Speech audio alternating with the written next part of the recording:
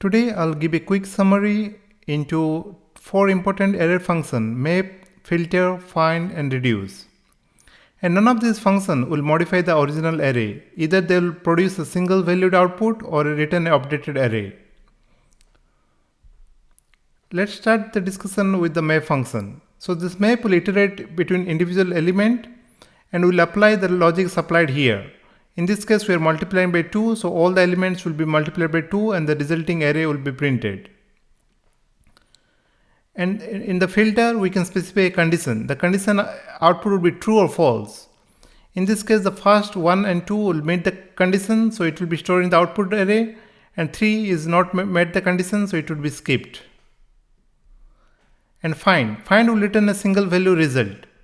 In this case, we can specify a condition. Important thing to note here, the 2 and 3 match the condition, but only the first value which met the condition will be written. 3 won't be written here.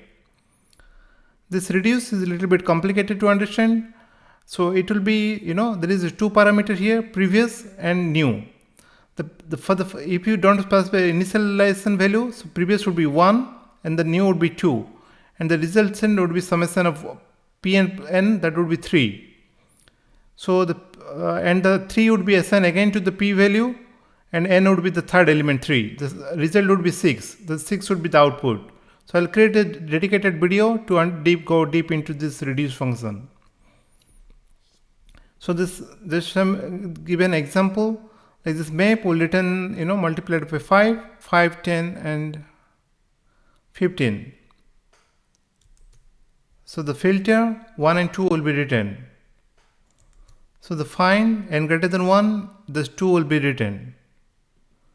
In this case, reduce, like previous and new, and it will be summation, it will be 6 will be written. Hope this is a very quick video just to, summary about different function. Hope you like this. Thanks very much for watching. Have a good day. Bye-bye.